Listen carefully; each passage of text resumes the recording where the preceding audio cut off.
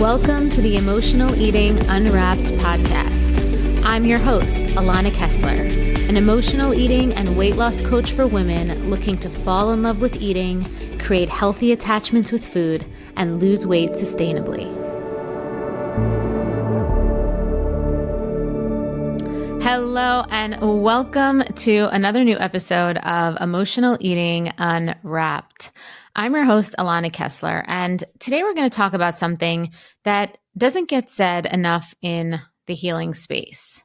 We're going to be talking about how awareness, right? Awareness, self-awareness by itself, it does not change your life.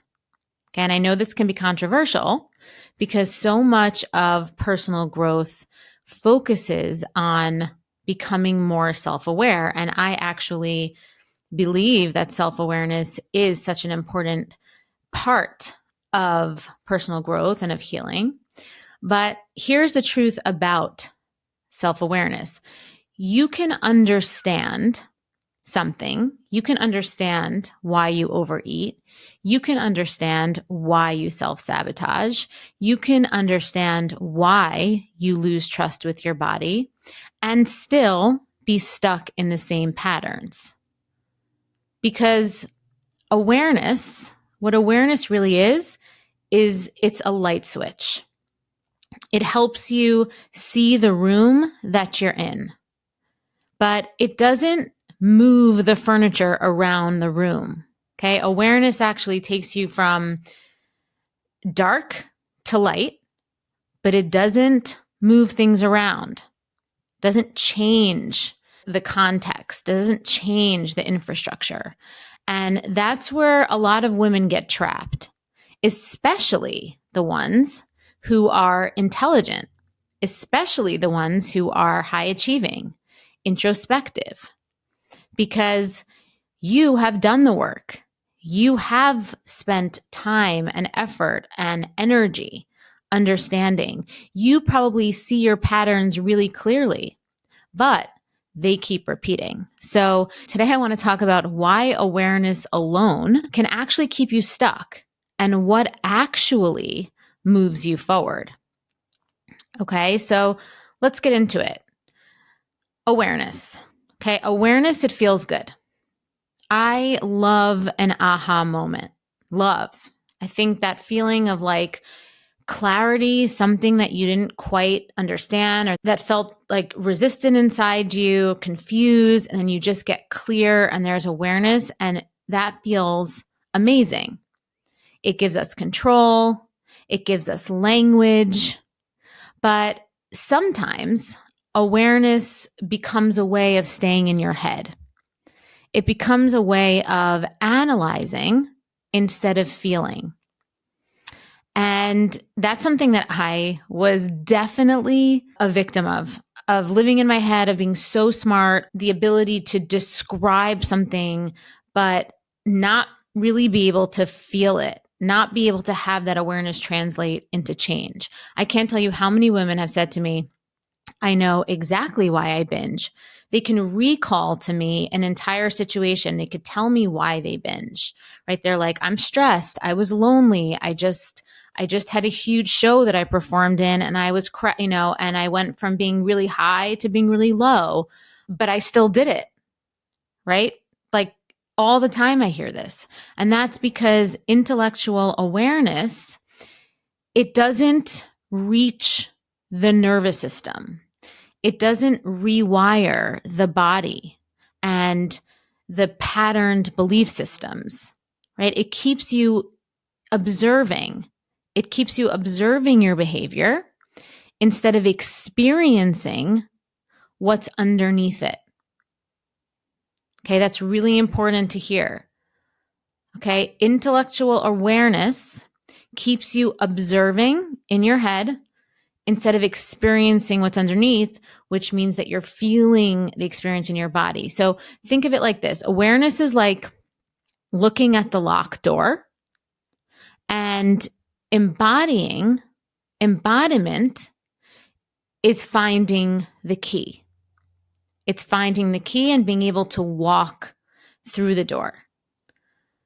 So awareness without embodiment, right? Understanding without experiencing the feeling sense underneath is a bypass. Okay, some people call it a spiritual bypass, but ultimately it becomes emotional avoidance wrapped in self-reflection, which on the outside can seem really evolved, and it can make it seem to other people and sometimes even to our own selves that we're moving the needle forward towards our healing. But this is why we have to be radically honest with ourselves and be willing to recognize within ourselves, and this is a self-leadership part we're going to go into later, but within ourselves, when we are kind of believing our own bullshit with believing our own intelligence as healing, knowing that it's really keeping us stuck.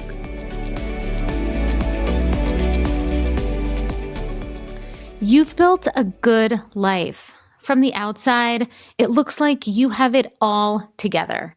You eat clean, you work hard, you take care of everyone, but there's this one area that still feels impossible to master, and that is food. You can eat perfectly all day and still end up in the kitchen at night wondering why you keep doing this. You promise yourself you'll start fresh tomorrow, and I know you mean it every single time.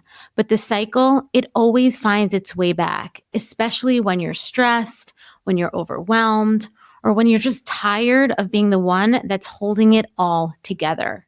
And I get it because I lived that way for years. And what I learned is this: the problem, it was never about food. It was the pressure underneath it, the perfectionism, the self-doubt, the part of me that never felt safe and secure to just be me. And that's why I created the sober eating sequence. It's a proven 3-phase method that rewires the emotional patterns and the belief systems driving overeating so you can relax, trust yourself around food, and release weight completely naturally, without force and without obsession. Because when your body feels secure, it lets go. The cravings quiet, the self-punishment, it softens, and food, it stops being the thing that you have to fix.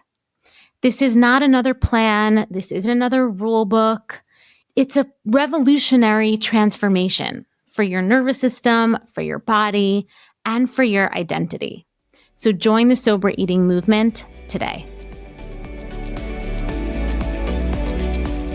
Let's be really honest, there's often a really huge emotional gap between what you know in your brain and what you feel safe to act on and to change. Okay, you can know that you eat when you're lonely, but if you've never felt like, if you've never actually sat in the loneliness, right? You've never felt safe being lonely. Every time loneliness comes, you find yourself distracting yourself with food, with something else, right? Like if that experience, you could know, oh yeah, I can name this, this is loneliness, but you still don't have the anchors to stay with it. And if that feeling, so every time what's going to happen is that feeling is going to flood your body, and feelings like panic are going to come. Other types of uncomfortable emotions are going to come. I'm sure you've experienced this, but knowing that you're lonely doesn't stop the craving, doesn't stop the behavior that you're doing to relieve the discomfort, doesn't stop it from happening. The nervous system will still do it, will still reach for comfort. Right? A client of mine once told me that I can name my triggers like a checklist, right? She was so aware of this, right? It's like, I do this when I'm lonely. I do this when I have a conflict with my partner. I do this when I watch TV at night. She can name all the triggers, right? And that's why knowing your triggers is not enough. Because then she would say, in the moment, I just wanted relief. And there was that gap between knowing the triggers and actually not doing the behavior. Because the body and rewiring behaviors, it doesn't speak in concepts. It doesn't change with more information, with more understanding. It speaks and changes with sensations. And so it needs you to learn how to translate a language of sensation, like a tight chest, racing thoughts, restless hands, tight stomach. It needs you to be able to translate those sensations and sit with the sensations, because you can't think your way out of those sensations. You have to be with them. You have to meet them. And that is what moves you from awareness to the change, because you're integrating. You're now taking I know that I'm lonely. I recognize that I'm feeling a certain way. And once you can integrate those two things together and create your own safety around that, the behavior changes. Right? So that's what moves you from awareness to integration, is when you stay with the sensations, when you stop trying to escape them or fix them, and you start learning how to stay with them. Because you don't heal by knowing your patterns. You don't heal by knowing your triggers. You heal by being safe enough to stay present with them when they arise. Okay. And there's another sneaky way that awareness keeps you stuck, is that it could turn into shame. Because the more you understand your patterns, the more you expect yourself to be beyond them. Especially the people who are so capable, so smart, so successful in other areas. You have this assumption that once you know, you should be beyond. And you start saying things to yourself, this negative self-talk, like, I should know better. I should be past this. Why am I still doing this? And so this self-awareness without the skill of integration becomes self-criticism. And that creates a really dangerous loop, because the more aware you are, the more disappointed you'll feel when you repeat old behaviors. And then, the more secrecy might happen, the more shame might happen, the more severing from your true experience might happen, because there's this image that's being shattered because the self-awareness is there, but the integration hasn't happened. Right? I've seen this especially with women and even men who've done therapy and personal development for years, right? Their awareness is so sharp, but their self-compassion, which comes from staying and being willing to sit in the experience of things, their self-compassion hasn't caught up. So awareness opens the door, right? Turns the lights on, and compassion helps you walk through the door and starts to create the conditions for you to start to move the furniture around. Because without this compassion, without this ability to be with yourself, without needing all these extra, without needing to escape or any kind of coping mechanism, without that, awareness becomes another weapon you can use against yourself. Right? After the aha moment passes, you can end up weaponizing self-awareness against yourself. But here's where the real work happens. Once you're aware, like we said before, the next step is integration. And this is where you turn your understanding into new experience. And that requires action that feels safe enough for your body to trust. So here are some examples. You're aware that you emotionally overeat or you mindlessly eat when you feel unappreciated. That's something that you now know. Integration is learning to express what you really need in the moment, be able to engage with the person that's inspiring that feeling of unappreciation from within you, and create a sense of connection and belonging instead of numbing it and escaping it and avoiding it, right? Because knowing that you do this isn't creating a new path of connection that you're really looking for. Okay, another example is you're aware that you might restrict with food to feel in control, but integration is learning how to regulate feelings of uncertainty, unpredictability, right? Not knowing what's coming in the future without needing food rules. Okay, without needing to micromanage your food and use and weaponize food in this way to give you a sense of control. Right? You can be fully aware that there are things going on in your life that are uncertain, and you can be like, that's why I'm more obsessive and counting calories and counting macros and need to go back to diet mentality because I'm in distrust and everything's uncertain. I'm not sure. You could know this, but integration and change and healing and eventual weight loss that's sustainable comes from learning how to regulate those feelings without needing to go back to that old thing, right?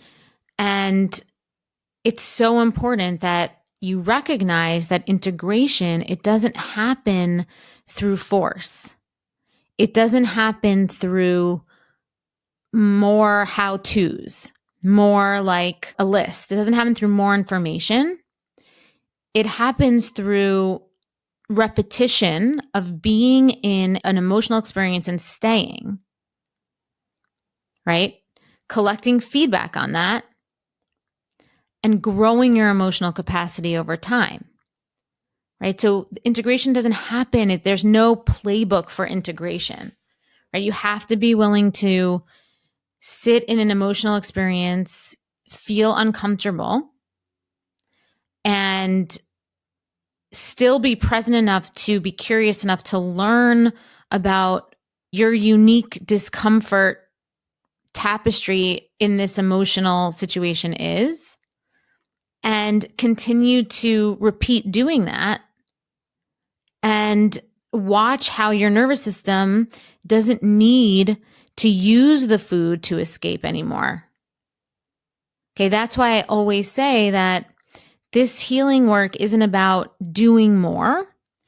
It's actually about being more still, letting the work land, letting the experiences that are triggering your behaviors with food and your behaviors with how you feel about your body, letting those experiences come up within you and grow your skill set and your capacity to be able to move through that without needing to use food or control food. And this is where the higher self comes in, right? How you go from observation, right? Knowing, to embodying, which means that now you are not just naming what your triggers are, but you're allowing the triggers to actually alchemize you into a more healed version of yourself. And when we talk about our higher self, your higher self isn't observing you, right? She or he is not observing you. She's the one leading you through it, right? They're the one leading you through it. So when you feel triggered, your higher self isn't just narrating, right? They're not intelligent. They're not this intellectual. right? They're not narrating. They step in with guidance, right? They're not narrators. They're actual, your higher self is like a guide in the experience with you. And that's super important. It's super important because you are your higher self as well. But right now, maybe you're not identifying with them as much. And so you do want to think about your higher self potentially being a version of you that can come down and in with you in your experience and almost be like a coach, right? Who's not just narrating for you, but who's in it with you. Let's give some examples, right? She steps in with guidance. So she'll say to you, like, I see you reaching for food. Let's take a breath. I know you're scared right now. You're safe. You can feel this and still be okay. So if you see these examples that I'm describing here, right? Like, I see you reaching for food. Let's take a breath. This is like, let me name what is happening. I'm not going to tell you why it's happening.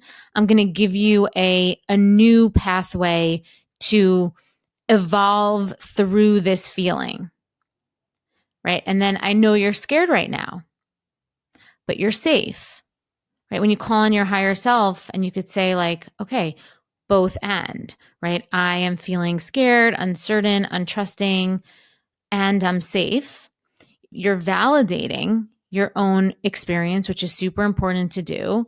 And you're also safe. So this feeling that you're having right now will pass and you are safe.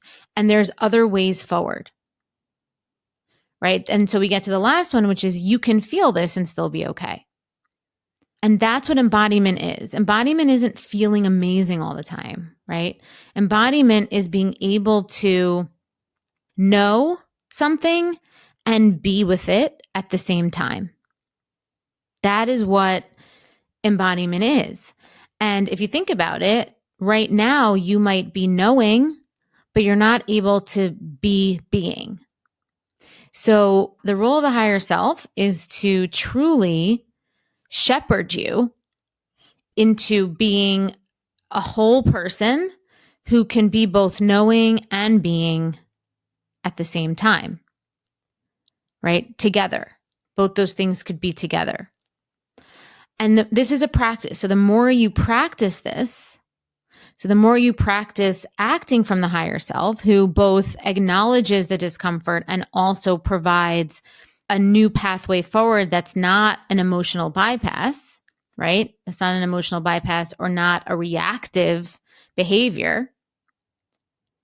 The faster your nervous system gets rewired and learns, I can trust this new way of being. So if we think about our topic of awareness, awareness observes and gives the information. The higher self leads so that you can access integration.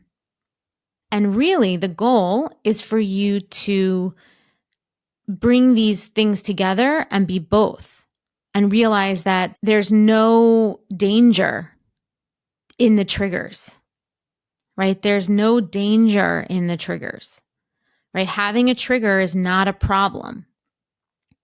Having a trigger is information, but unless you integrate what you're learning from the trigger or what your knowing self is giving you from the trigger, right, through being with the trigger, if you don't do that, that's going to keep you stuck.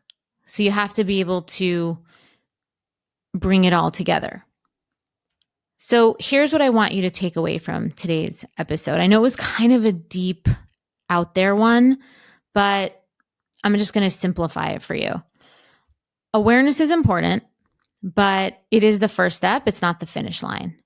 You can't think your way into feeling secure, into feeling safe, into feeling trust.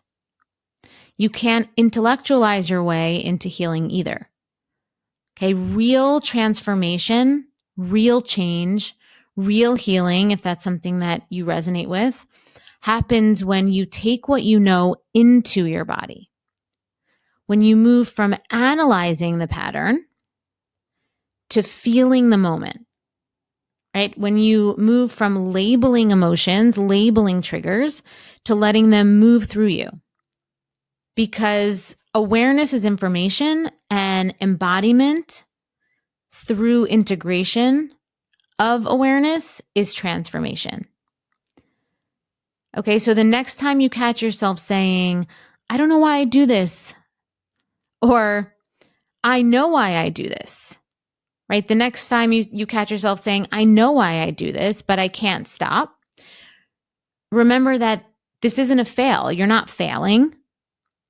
You're just being invited to take what you already know, your awareness and your intellect, because that is super important, but you're just being invited to take that deeper, right? Awareness opens the door, but integration into embodiment, that's what walks you through it. And that's what moves around the furniture in a way that's going to create the life, the body, the self-concept that you're looking for and that you deserve to live out and live as.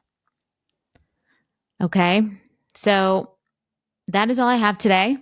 Thank you so much for joining me in this episode today. I really, really appreciate it. Just a reminder, if you have not yet subscribed to us on YouTube, please subscribe to us there. Give us a like.